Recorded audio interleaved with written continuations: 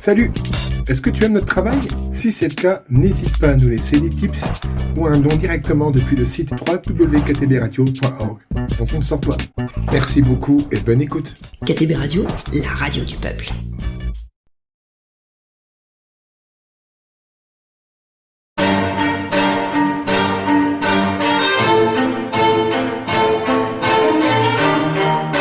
Vous écoutez l'émission Raconte ta ville ou ton village.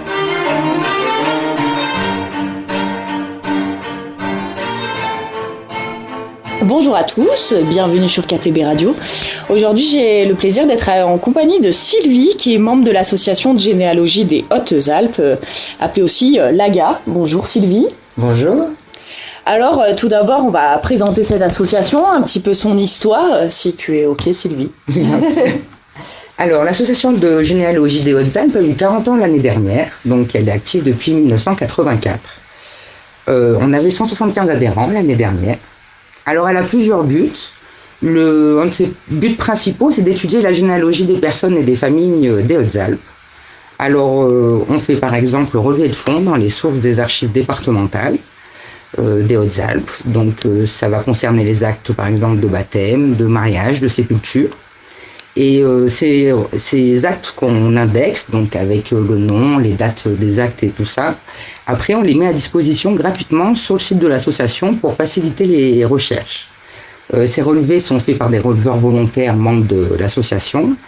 Actuellement, on a plus d'1 670 000 actes déjà indexés. Elle a un autre but aussi, c'est de réunir les personnes pour favoriser les échanges d'informations et l'entraide dans les recherches, au travers de plusieurs animations comme des permanences, des ateliers, des conférences.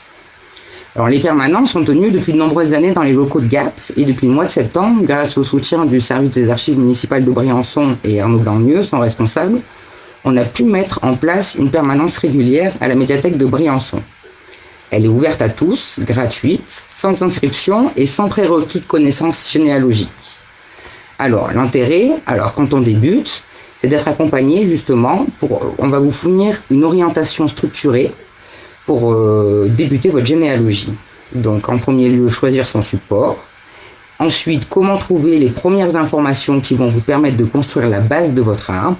Donc ça va être les documents familiaux qu'on a chez soi, son acte de naissance, son livret de famille, les actes de mariage de ses parents, les photos de famille par exemple.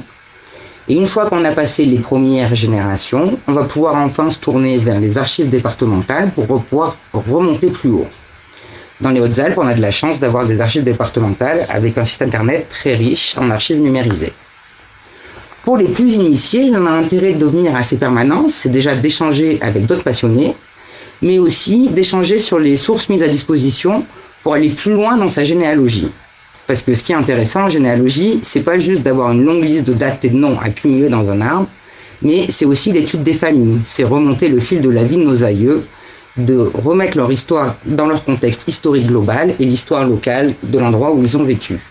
Enrichir sa généalogie en étudiant les parcours individuels, mais aussi l'histoire sociale, économique et culturelle d'une région, c'est un peu la clé pour comprendre son histoire familiale. Aujourd'hui, on a non seulement une multitude de sources disponibles dans les différents services d'archives physiques, comme les archives départementales ou les archives municipales, mais on a la chance d'avoir une grande quantité d'informations disponibles en ligne. On a par exemple les recensements pour se rendre compte de la composition de la famille, qui vivait ensemble, leur niveau de vie, est-ce qu'ils avaient des domestiques par exemple, les métiers qu'ils exerçaient. On peut en apprendre plus sur la vie d'un aïeul en étudiant son parcours militaire. On peut retrouver les fiches matricules, les cartes du combattant qui ont été distribuées après la Première Guerre mondiale, sur laquelle il y a une photo. On peut également retrouver s'ils étaient prisonniers durant la Première ou la Deuxième Guerre.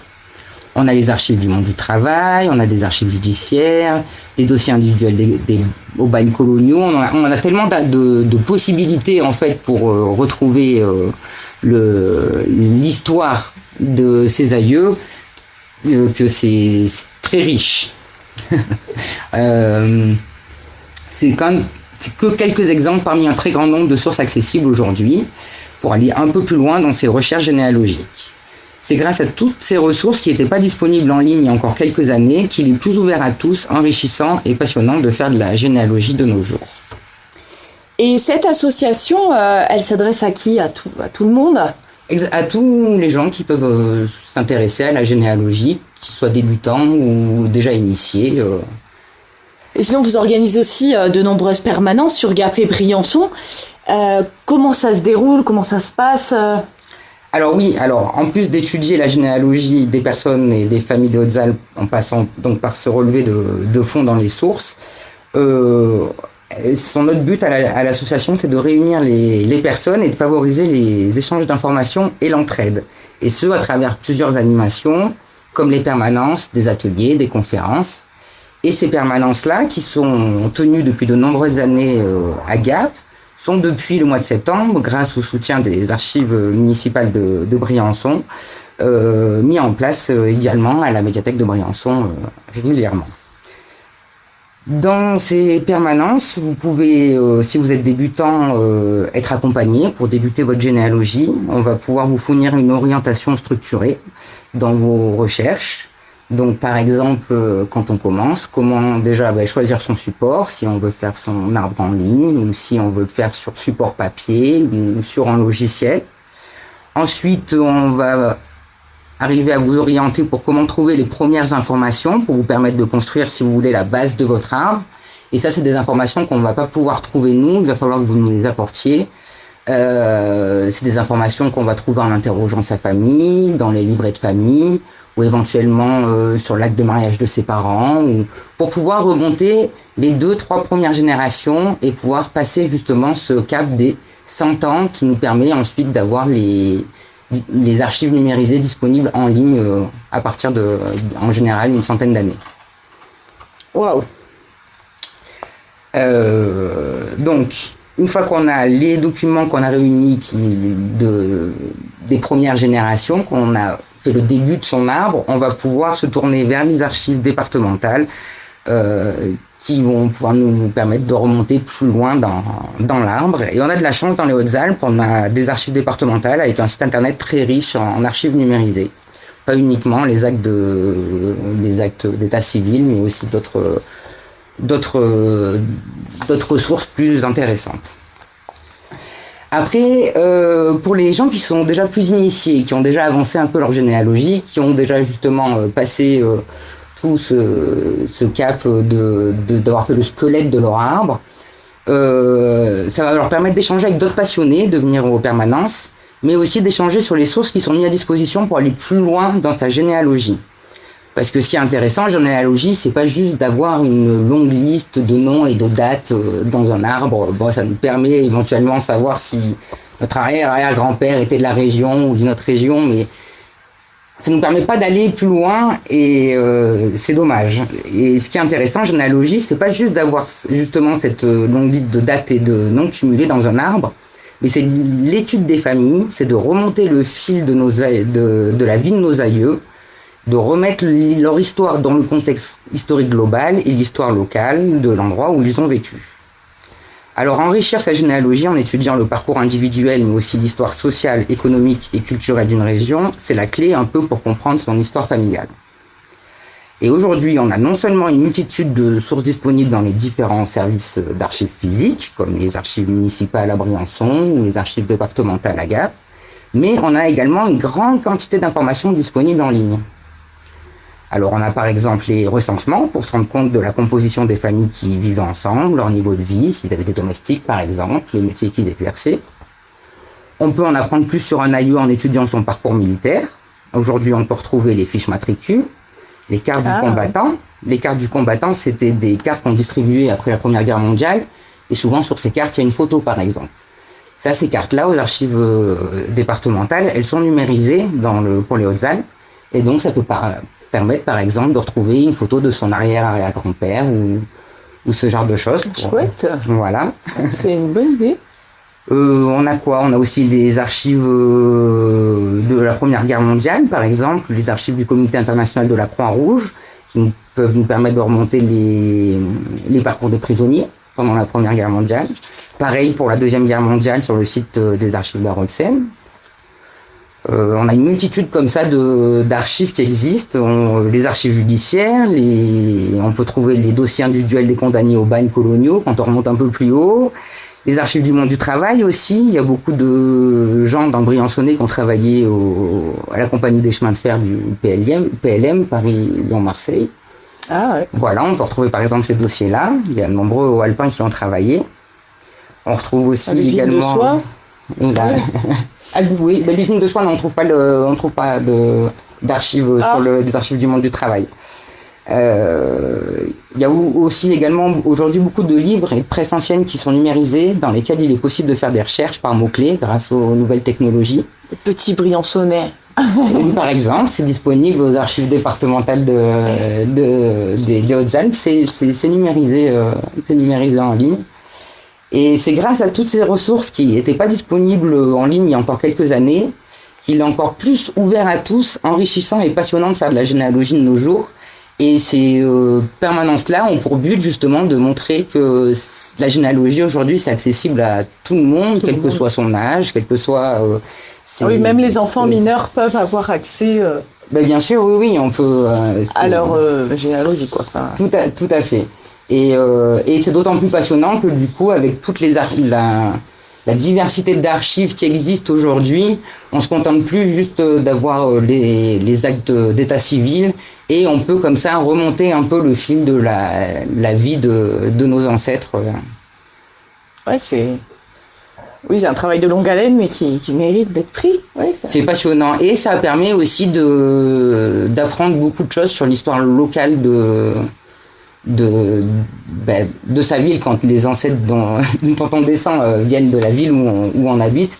Mais c'est vrai que à travers ces permanences, on fait beaucoup de rencontres de gens qui sont d'ici et qui ont plein d'histoires justement à raconter. C'est pas que un échange autour de la généalogie, c'est aussi un échange autour de l'histoire locale. Ouais, c'est une belle association. Et en plus, il faut pas grand-chose pour débuter. Il suffit d'un simple livret de famille. On se présente à la permanence. Oui, voilà. Son livret de famille, et puis on... Idéalement, si on a quand même le nom et les dates pour ses grands-parents, ses arrière-grands-parents, c'est mieux, voilà. Il n'est pas nécessaire d'être originaire des Hautes-Alpes, parce que on peut aller sur tous les sites de toutes les archives de chaque département, en fait. On arrivera à vous orienter, même si vous n'êtes pas des Hautes-Alpes, même si vos branches ne descendent pas même de France, même si vous avez des branches en Italie. Ou oui, on peut retrouver ça aussi. Oui, tout à fait, oui, dans les archives italiennes. Oui. De très très loin. Alors, suivant les pays, les archives disponibles en ligne sont plus ou moins fournies, mais on arrive à retrouver, oui. Pour trouver, oui, des coïncidences, ou si papy faisait le même boulot, ou si des similitudes, ou pas. D'ailleurs, dans notre famille, on peut arriver aussi à se faire... Ah oui, on peut... Génération, selon ce qu'on recherche, si on recherche le métier qu'il faisait, ou... Oui, en général, on renseigne le métier quand on fait notre arbre généalogique, et c'est vrai que souvent, on voit des branches de cultivateurs, qui étaient tous cultivateurs, d'autres qui étaient tous... Oui. Il y a des métiers et des prénoms qui reviennent souvent, des noms dans les Hautes-Alpes même qui reviennent. Ah oui, il y a il y a des noms qui sont originaires de certaines régions et qu'on retrouve beaucoup dans certaines régions et pas dans d'autres, oui, tout à fait. Et ces permanences, donc... toutes ces informations, vous pouvez les retrouver sur le site internet de l'association, sur agha.fr. Et en général, on met donc toutes les dates des permanences et toute l'actualité de l'association. Et vous retrouverez également tous les relevés qui sont faits par donc les membres bénévoles, les relevés d'actes. Et est-ce que hors permanence, les gens peuvent aussi vous contacter, venir vous voir à un autre moment ou... Alors oui, bien sûr, ils peuvent faire un mail. Donc les coordonnées sont sur le site de l'association. S'ils ont besoin d'aide ou de conseils, il n'y a aucun problème. Oui. Il y a un regain d'intérêt en ce moment pour la généalogie. Et c'est vrai que depuis quelques années, il y a beaucoup de Français qui s'intéressent à la généalogie, et pas que les anciennes générations, les nouvelles générations aussi. C'est dû justement au développement de sites internet spécialisés dans la généalogie, comme Philae, MyHeritage, Généanet, tous ces sites-là qui ont rendu accessible est à la mode la généalogie. Et c'est vrai qu'il y a de plus en plus de gens qui s'y intéressent. C'est plus réservé à une certaine époque aux gens qui avaient le temps de faire le tour des mairies pour aller chercher acte par acte. Grâce au développement de tout ce qui est numérisé sur Internet, maintenant, tout le monde peut y accéder. Donc, il y a plus de monde qui s'y intéresse. Oui. Et moi, par exemple, si je veux faire ma généalogie, comment je fais ? Alors déjà, il faudra choisir son support sur lequel vous voulez le faire, si vous voulez le faire en ligne, sur papier, sur un logiciel. Ensuite, il faudra commencer à chercher dans ces petits papiers personnels à la maison. Photos. Oui, tout à fait. Déjà, on peut faire le tour des photos, le tour des papiers officiels, les livrets de famille, les actes de mariage, ce genre de choses. Pas hésiter à aller interroger les tatas, les tontons, les grands-parents. Et une fois qu'on a la base de cet arbre, on va pouvoir aller interroger les services d'archives pour remonter plus loin. Donc là, par exemple, si vous êtes originaire des Hautes-Alpes, que vous avez un grand-parent né à partir des années avant 1920 sur 1924 sur les Hautes-Alpes, vous pourrez aller sur le site des archives départementales, trouver les actes de naissance, mariage, décès, et remonter comme ça au fur et à mesure. Super, il n'y a plus qu'à s'y mettre. Voilà. Merci Sylvie.